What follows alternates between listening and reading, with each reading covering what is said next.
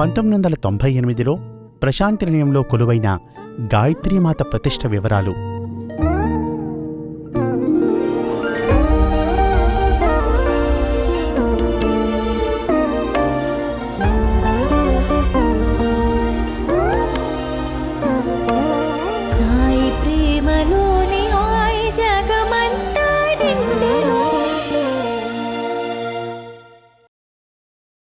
సాయిరాం. ప్రశాంతి నిలయానికి స్వాగతం. గోపురం గేటు దాటుకొని లోపలికి వచ్చి సౌత్ ఇండియన్ క్యాంటీన్, శాంతిభవన్ దాటి కుడిపక్కకు మళ్ళితే కొంచెం దూరం ముందుకు వెళ్ళాక ఎడమ పక్కన గాయత్రీమాత గుడి, ఆ పక్కనే మహాలక్ష్మి గుడి కనిపిస్తాయి. ఓం భూర్భువస్వః తత్సవితుర్వరేణ్యం భర్గో దేవస్య ధీమహి ధియో యో నః ప్రచోదయాత్. గుడి వరకు చేర్చే వరకే మా బాధ్యత. తిరిగి వెనక్కి రావడం మన చేతుల్లో ఉండదు. ఎందుకంటే గాయత్రీమాత ముఖ సౌందర్యం, ఆపాదమస్తక లావణ్యం, కళ్ళల్లో కారుణ్యం, సమ్మోహనమైన చిరునవ్వు మనల్ని కట్టిపడేస్తాయి. ఆ తల్లిని చూస్తూ ధ్యానిస్తూ అక్కడే ఉండిపోవాలనిపిస్తుంది. గుడి గురించిన ముచ్చట్లు తరువాత.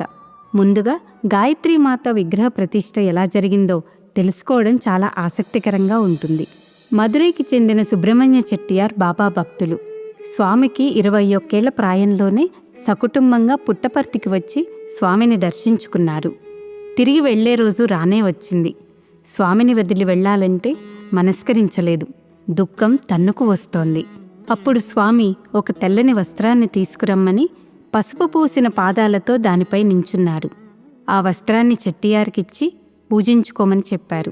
ఇప్పటికీ అవి వారి పూజాగృహంలో పూజలందుకుంటున్నాయి. చెట్టియార్ తన 80వ జన్మదినం నాడు వెండి పాదుకలను తయారు చేయించి స్వామి దగ్గరికి తీసుకుని వచ్చారు. స్వామి వాటిని ధరించి పవిత్రీకరించారు.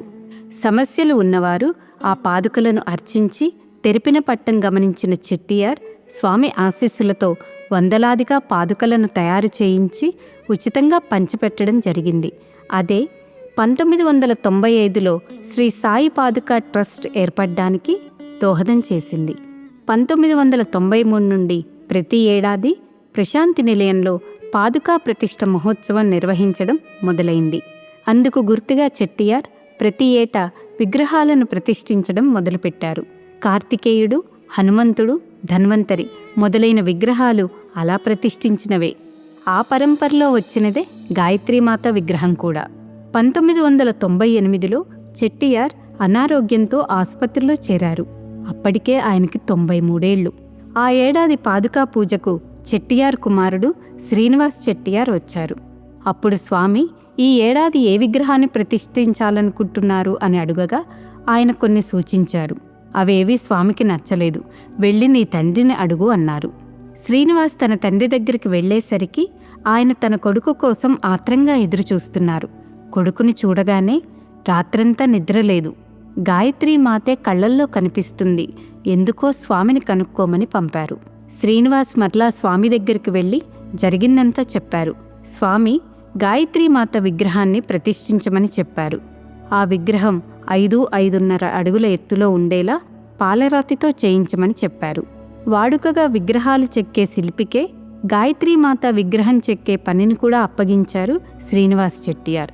దానికి కావలసిన సైజులో మేలు రకమైన మకరానా పాలరాయిని కూడా ఇవ్వడం జరిగింది. ప్రతిష్ఠ సమయం దగ్గర పడుతుండగా పని ఎంతవరకు వచ్చిందో చూడ్డానికి శ్రీనివాస్ చెట్టియార్ వెళ్లారు. అక్కడికి వెళ్లేసరికి పని నిలిచిపోయింది. కారణం ఏమిటని అడుగగా విగ్రహం ఛాతీ భాగంలో రాయిలో రంధ్రం ఉంది కాబట్టి పనికిరాదు, అందుకే చెక్కటం ఆపేశానని శిల్పి చెప్పాడు.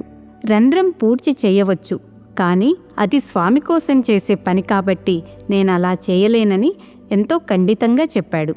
శ్రీనివాస్ చెట్టియార్ ఆ సంగతి స్వామికి నివేదిస్తే స్వామి అతని నిజాయితీకి ఎంతో ముచ్చటపడ్డారు. పర్వాలేదు, మరో రాయి తెచ్చి పూర్తి చేయమను, అనుకున్న సమయానికే పూర్తవుతుంది అన్నారు. అలాగే విగ్రహం సిద్ధమైంది. స్వామికి విగ్రహం ఎంతో నచ్చింది. దానిలో శక్తి నింపడానికో లేక పవిత్రీకరించడానికో స్వామి దాన్ని పలుచోట్ల తాకారు. శాస్త్రోక్తంగా 3 రోజులు యజ్ఞాన్ని నిర్వహించారు. 1998 అక్టోబర్ 9వ తారీఖున 1400 కేజీల విగ్రహాన్ని ఊరేగింపుగా తీసుకొని వచ్చి ప్రతిష్ఠించారు. ఈ కార్యక్రమాన్ని స్వామి ప్రత్యక్షంగా పర్యవేక్షించారు. గాయత్రి అమ్మవారి విగ్రహ ప్రతిష్ఠ సమయంలో గోదానం సంప్రదాయమని సుబ్రహ్మణ్య చెట్టియార్ 9 గోవులను దూడలతో సహా తీసుకొని వచ్చారు. ఆ గోదానం స్వామి తనకే ఇవ్వమని చెప్పారు.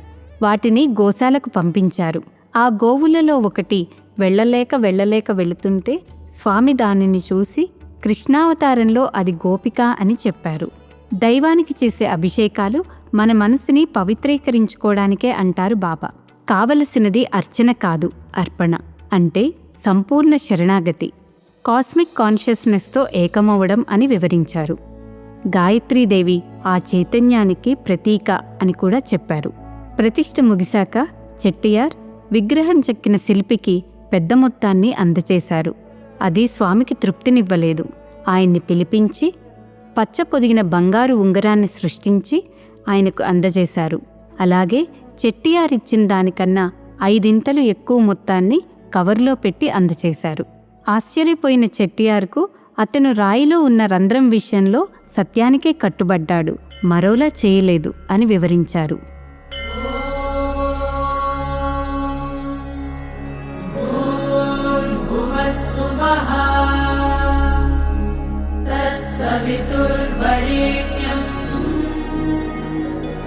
भर्गो देवस्य धीमहि